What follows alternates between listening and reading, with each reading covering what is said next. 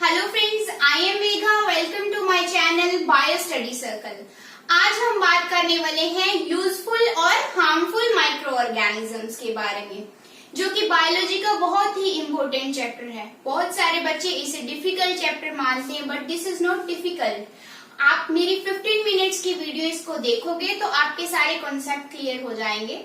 Micro organisms की classification को मैंने अपनी प्रीवियस वीडियो में एक्सप्लेन कर दिया है। अगर आप क्लासिफिकेशन को पढ़ना चाहते हो then you can watch my previous video. Useful और हार्मफुल माइक्रो ऑर्गेनिजम्स। जब भी हम माइक्रो ऑर्गेनिजम्स की बात करते हैं तो एक ही बात मन में आती है, दैट दीज आर पैथोजेंस। ये पैथोजेंस हैं, ये डिजीज कॉजिंग है, but this is not the truth. ये ट्रुथ नहीं है। माइक्रो ऑर्गेनिज्म जो है वो यूजफुल भी होते हैं। सारे के सारे माइक्रो ऑर्गेनिजम्स हार्मफुल नहीं होते, सभी पैथोजेंस नहीं होते, सभी डिजीज कॉज नहीं करते। बहुत सारे ऐसे माइक्रो ऑर्गेनिजम्स हैं जो हमारे लिए यूजफुल हैं, जो फूड आइटम्स में यूज होते हैं, कमर्शियल पर्पस के लिए यूज होते हैं, मेडिसिन पर्पस के लिए भी यूज होते हैं। जबकि बहुत सारे ऐसे माइक्रो ऑर्गेनिजम्स भी हैं जो हार्मफुल होते हैं, जो डिजीज कॉज करते हैं।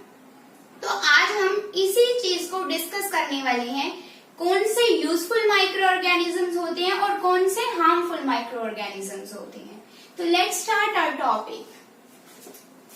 तो useful micro organisms. Useful micro organism, बहुत सारे ऐसे माइक्रो ऑर्गेनिजम्स हैं जो यूजफुल हैं, जो फूड आइटम्स में यूज होते हैं, जो कमर्शियल पर्पस के लिए यूज होते हैं, जो बेवरेजेस के लिए यूज होते हैं, मतलब पीने की वस्तुओं को बनाने के लिए यूज होते हैं। और बहुत सारे ऐसे माइक्रो ऑर्गेनिजम्स भी हैं जो मेडिसिन के लिए यूज होते हैं, वैक्सीन बनाने के लिए यूज होते हैं, इन्वायरमेंट को क्लीन करने के लिए यूज होते हैं, है ना। तो फर्स्टली हम बात करेंगे लैक्टोबैसिलस, जो कि एक बैक्टीरिया है। लैक्टोबैसिलस, लैक्टोबैसिलस जो कि एक बैक्टीरिया है जो कि मिल्क को कर्ड में कन्वर्ट करता है। मिल्क को कर्ड में कन्वर्ट करता है। As we know that milk is very useful for us. क्यों? मिल्क में बहुत सारे proteins, carbohydrates, fats, vitamins, minerals सब कुछ होता है मिल्क में, है ना। तो हमारे लिए एसेंशियल भी है। और मिल्क का जो व्हाइट कलर है वो किस वजह से होता है? क्योंकि मिल्क में एक प्रोटीन प्रेजेंट है, that protein is called casein. Casein protein जो है मिल्क में प्रेजेंट होता है। ओके, तो बहुत सारे ऐसे कॉन्स्टिट्यूएंट्स है जो मिल्क में प्रेजेंट है, जैसे कि carbohydrates, proteins, fats, vitamins, minerals, casein protein. इसके अलावा लैक्टोज शुगर प्रेजेंट होती है मिल्क में। अब मिल्क जो है वो कर्ड में कैसे कन्वर्ट होता है? लैक्टोबैसिलस बैक्टीरिया की वजह से। किस तरह ये सारी प्रोसेसिंग होती है? हम मिल्क में थोड़ा सा कर्ड ऐड करते हैं। स्टार्टर के तौर पे हम क्या यूज करते हैं? मिल्क में थोड़ा सा कर्ड ऐड कर देते हैं। तो इसमें लैक्टोबैसिलस बैक्टीरिया होता है जो मिल्क में जो लैक्टोज शुगर है, उस लैक्टोज शुगर को यूज करके लैक्टोबैसिलस जो बैक्टीरिया है वो मल्टीप्लाई करता है। मल्टीप्लाई होने की वजह से वो मिल्क एसिडिक हो जाता है। ओके, तो यही एसिडिक कंडीशन हमें चाहिए जो कि केजिन की कोगुलेशन करना शुरू कर देगी। और जब केजिन की कोगुलेशन होगी तो कर्ड बनती है। ओके, तो क्या बताया मैंने? Lactobacillus bacteria help to make the curd from milk. Milk से ये कर्ड बनाने में हेल्प करता है लैक्टोबैसिलस बैक्टीरिया। किस तरह से? हम मिल्क में कर्ड ऐड करते हैं थोड़ी सी, तो उससे जो मिल्क के अंदर उससे जो लैक्टोबैसिलस बैक्टीरिया होता है वो लैक्टोज शुगर को यूज करके वो बैक्टीरिया मल्टीप्लाई करता है। जब वो बैक्टीरिया मल्टीप्लाई करेगा, जो मिल्क है वो एसिडिक हो जाएगा। मिल्क एसिडिक हो जाएगा तो उसकी वजह से केजिन की कोगुलेशन हो जाती है। केजिन प्रोटीन है जो कि मिल्क में प्रेजेंट होता है, उसकी कोगुलेशन की वजह से मिल्क जो है वो कर्ड में कन्वर्ट होता है। तो ये इसका फर्स्ट यूज आ गया कि जो माइक्रो ऑर्गेनिज्म जैसे कि लैक्टोबैसिलस जो कि एक बैक्टीरिया है वो मिल्क को कर्ड में कन्वर्ट कर देगा। फर्स्ट जो यूज है वो आपको क्लियर है कि ये माइक्रो ऑर्गेनिजम्स मिल्क को कर्ड में कन्वर्ट करेंगे। नेक्स्ट हम बात करेंगे चीज और पनीर की फॉर्मेशन में भी हेल्प करते हैं माइक्रो ऑर्गेनिजम्स। कौन से माइक्रो ऑर्गेनिजम्स? जैसे बैक्टीरिया है लैक्टोबैसिलस और स्ट्रेप्टोकोकस, ये चीज और पनीर की फॉर्मेशन में हेल्प करेंगे। नेक्स्ट है जो माइक्रो ऑर्गेनिजम्स होते हैं वो टफ मीट को सॉफ्ट मीट में कन्वर्ट करते हैं, टफ मीट को सॉफ्ट मीट में कन्वर्ट करते हैं and this process is called tenderisation of meat. This process is called tenderisation of meat, मतलब जब मीट जो है टफ मीट से सॉफ्ट मीट में कन्वर्ट होता है माइक्रो ऑर्गेनिजम्स की वजह से, this is called tenderisation of meat. अब नेक्स्ट हम बात करेंगे ईस्ट। ईस्ट एक फंगस है, जो ईस्ट है वो एक फंगस है, स्मॉलेस्ट फंगस है, we can say that unicellular fungus है। तो ये ब्रेड की फॉर्मेशन में, केक पेस्ट्रीज की फॉर्मेशन में हेल्पफुल होती है ईस्ट। ओके, ईस्ट की एक प्रॉपर्टी बता दूं, ये शुगर को, सिंपल शुगर को कन्वर्ट करती है अल्कोहल में, सिंपल शुगर को अल्कोहल में कन्वर्ट करती है कौन? East. And this process is called fermentation, इस प्रोसेस को हम फर्मेंटेशन बोलते हैं। इसी वजह से, इसकी ये प्रॉपर्टी की वजह से ये वाइन की फॉर्मेशन में भी हेल्पफुल होता है। ओके, नेक्स्ट हम बात करेंगे यस इडली, ढोकला, डोसा की फॉर्मेशन में भी हेल्पफुल होता है, ये उसको सोर टेस्ट देता है। इसमें इडली, ढोकला, डोसा की फॉर्मेशन में इस मिक्सचर को सोर टेस्ट देता है, इसके अलावा उस मिक्सचर को राइज करता है। तो माइक्रो ऑर्गेनिजम्स इसमें भी यूज होते हैं। ईस्ट जो एक माइक्रो ऑर्गेनिज्म ही तो है। नेक्स्ट एल्गा जो है, एल्गा, कुछ एल्गा ऐसे होते हैं जिसमें प्रोटीन्स और मिनरल्स प्रेजेंट होते हैं, जो कि प्रोटीन्स और मिनरल रिच होते हैं। इसी वजह से ये एल्गा एडिबल भी माने जाते हैं, खाने के तौर पे भी यूज होते हैं, जैसे कि क्लोरेला है। ओके, ये भी इसका एक यूज हो गया, क्योंकि chlorella is also micro organism, alga is also micro organism. Okay, next हम बात करेंगे, ये वाइन की फॉर्मेशन में हेल्प करता है, क्योंकि मैंने आपको बता ही दिया कि ईस्ट में ऐसी प्रॉपर्टी है जो कि सिंपल शुगर को कन्वर्ट कर देती है अल्कोहल में, and this process is called fermentation. So ये वाइन की फॉर्मेशन में भी हेल्पफुल होती है।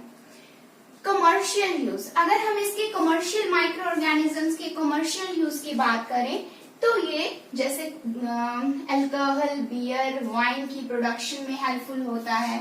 टी, कॉफी, तंबाकू प्रोडक्शन में भी माइक्रो ऑर्गेनिजम्स इम्पोर्टेंट होते हैं, और ये एसिड की फॉर्मेशन में भी पार्टिसिपेट करती है। जैसे कि यहाँ पे हमने बात की थी कि सिंपल की लैक्टोबैसिलस लैक्टोज शुगर को यूज करके एसिडिक कंडीशन बनाता है, मिल्क को एसिडिक कर देता है। तो कन्वर्जन हुई ना किसकी, किसमें? सिंपल शुगर की लैक्टिक एसिड में। तो जैसे लैक्टोज शुगर को लैक्टिक एसिड में कन्वर्ट करता है कौन? लैक्टोबैसिलस, जो कि एक माइक्रो ऑर्गेनिज्म है, जो कि एक बैक्टीरिया है। तो ये हम यहाँ पे लिख सकते हैं, this also helps in the formation of acid, ये एसिड की फॉर्मेशन में हेल्प करता है माइक्रो ऑर्गेनिज्म। अब हम बात करेंगे मेडिसिनल यूज के लिए। मेडिसिनल यूज में भी हेल्पफुल होता है, जैसे penicillin. Penicillin is the first antibiotic, ये पहली एंटीबायोटिक है जो पेनिसिलियम नाम के फंगस से बनी थी। पेनिसिलिन जो है फर्स्ट ऐसी एंटीबायोटिक है जो किससे बनी थी? पेनिसिलियम नाम के फंगस से बनी थी। ओके, और इसको किसने बनाया था? सर अलेक्जेंडर फ्लेमिंग जी, ये जो साइंटिस्ट के नेम, इनका नेम है जिन्होंने ये फर्स्ट एंटीबायोटिक तैयार की थी एक फंगस से। तो fungus is also micro organism. So इसका मेडिसिनल पर्पस हुआ ना कि ये एंटीबायोटिक के को बनाने के लिए भी माइक्रो ऑर्गेनिज्म यूज होते हैं, जैसे कि पेनिसिलियम यूज हुआ जो कि एक फंगस है। इसके अलावा और बहुत सारे बैक्टीरिया और फंगस ऐसे होते हैं जो मेडिसिनल पर्पस, मेडिसिन बनाने के लिए यूज होते हैं। बहुत सारी ऐसे मेडिसिन है जैसे कि स्ट्रेप्टोमाइसिन, टेट्रासाइक्लिन, पेनिसिलिन, ये ऐसी एंटीबायोटिक्स हैं जो किससे बनी है?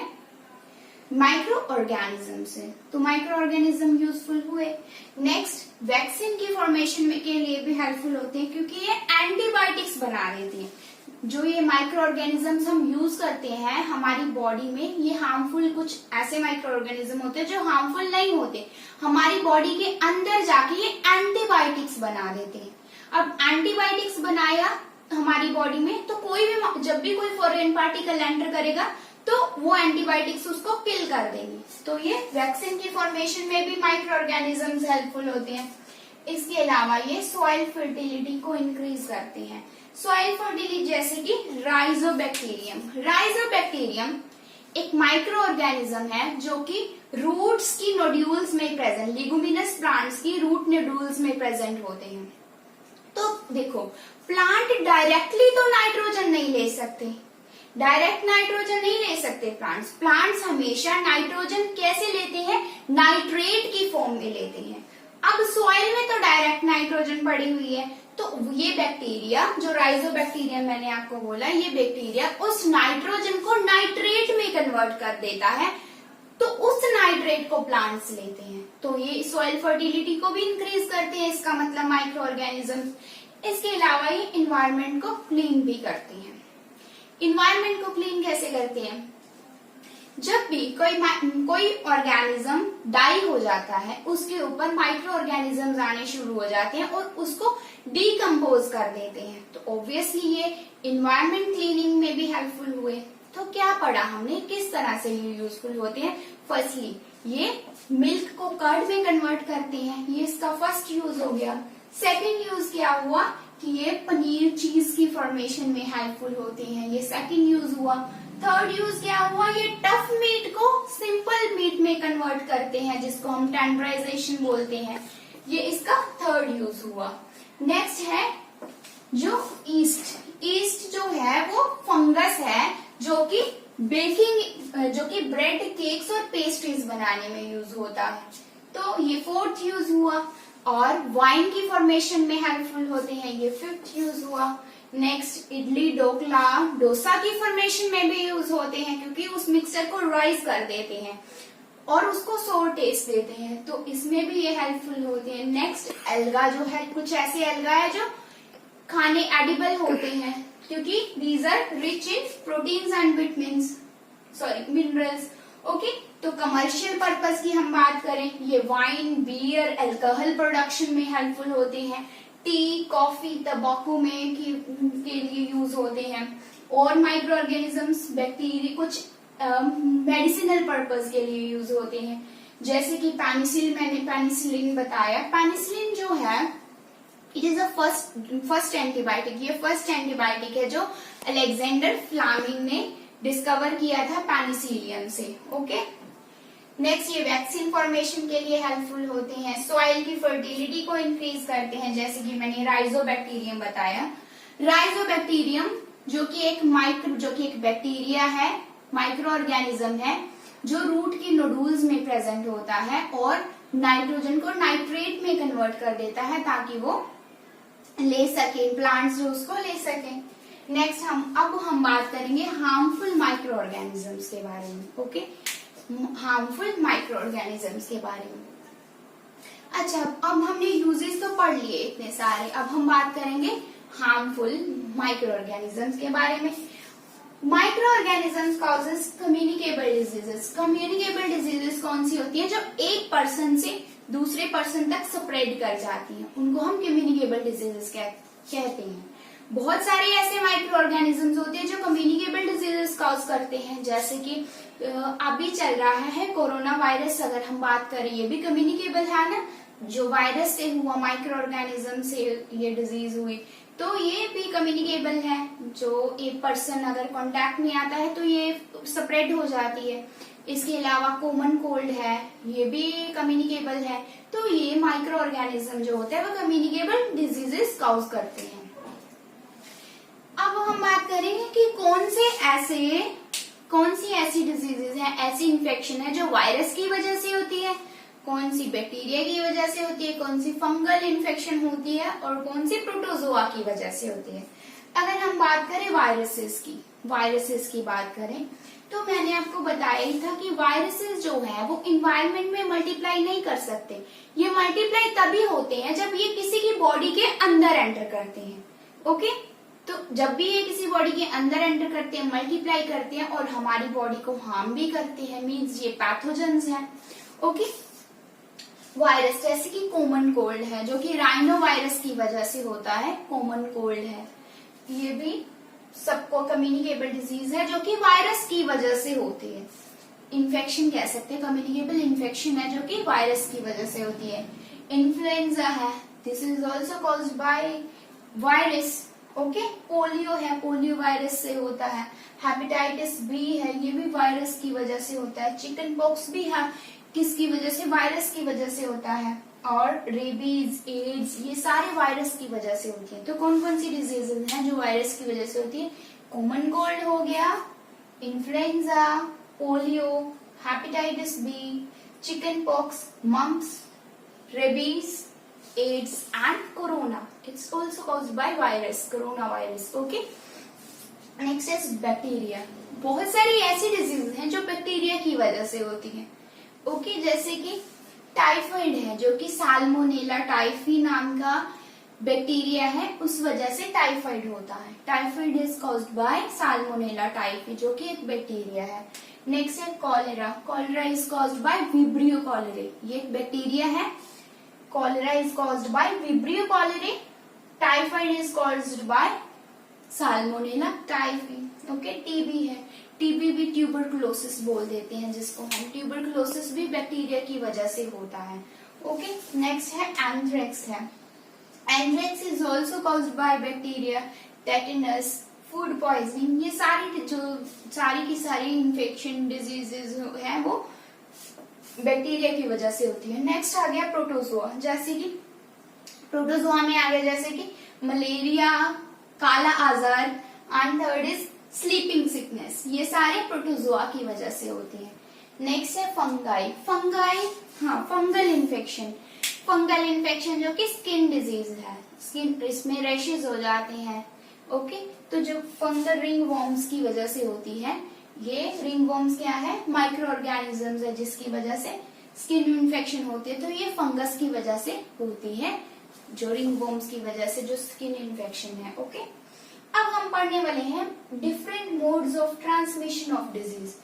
किस किस वे से डिजीज कॉज हो सकती है? तो ऑब्वियसली फिजिकल कांटेक्ट की वजह से, अगर हम किसी से हैंडशेक करते हैं, है ना, अगर किसी ऐसे पर्सन को जिसको कोल्ड है उसके पास जाएंगे तो एयर से उसके जो ड्रॉपलेट्स हैं हम में एंटर हो सकते हैं। उन ड्रॉपलेट्स की वजह से जो भी माइक्रो ऑर्गेनिज्म है हम में एंटर हो जाती हैं, तो ये कम्युनिकेबल डिजीजेस हो जाती हैं। तो एक तो एयर के थ्रू कम्युनिकेबल डिजीजेस होती हैं, जैसे कि कॉमन कोल्ड है, टीबी है, निमोनिया है। कोई भी पर्सन स्नीज या कफ करेगा तो उसके ड्रॉपलेट्स एयर में आ जाएंगे, वो किसी दूसरे पर्सन में एंटर कर सकते हैं, तो ये एयर की वजह से होती है। तो नेक्स्ट है वाटर। वाटर की वजह से भी बहुत डिजीज होती हैं, जैसे कि कॉलेरा, टाइफाइड, जॉन्डिस। ठीक है, ये सारे किसकी वजह से होते हैं? कॉलेरा। फूड की वजह से भी हो सकती है। एंड नेक्स्ट है इंसेक्ट्स या एनिमल्स के थ्रू भी हो सकती है, जैसे कि मलेरिया है। अगर हम बात करें, malaria is caused by Plasmodium vivax. Plasmodium vivax जो है वो एक माइक्रो ऑर्गेनिज्म है जो कि मॉस्किटो के सलाइवा में होता है। जब भी मॉस्किटो आके कट करता है, बाइट करता है, तो वो माइक्रो ऑर्गेनिज्म हमारे अंदर अपनी प्रोबोसिस के थ्रू वो हमारे अंदर एंटर करवा देता है, जिसकी वजह से हमारे लीवर सेल्स और हमारे रेड ब्लड सेल्स अफेक्ट होते हैं सबसे ज्यादा। ओके, तो मैंने क्या बताया, डिफरेंट मोड्स ऑफ ट्रांसमिशन, जैसे एयर है, एयर की वजह से एंटर होते हैं माइक्रो ऑर्गेनिज्म। वाटर, फूड है, और इंसेक्ट्स या एनिमल्स हैं, उनके थ्रू भी जो भी डिजीजेज हैं, कम्युनिकेबल डिजीजेज हैं, वो कॉज होती है। ओके, तो एक हम बात करेंगे, यस, इसको रिपीट करते हैं। अच्छा, हमें मास्क लगाने के लिए इसीलिए बोला जाता है, आजकल ये है कि मास्क लगा के रखो, जिसकी वजह से आपको इन्फेक्शन नहीं होगी। हमें लगाना भी चाहिए, मास्क लगाना चाहिए। इससे जो है वो किसी के स्नीज या कफ की वजह से ड्रॉपलेट्स हम में एंटर नहीं करेंगी, हम इन्फेक्शन से बचे रहेंगे। ओके, तो यही आज का मेन टॉपिक था। कि आपको बताना है यूजफुल और हार्मफुल बैक्टीरिया के बारे में, सॉरी माइक्रो ऑर्गेनिजम्स के बारे में। अगर आपको मेरी वीडियो पसंद आती है then like it, share it and subscribe it and don't forget to press the bell icon. Thank you.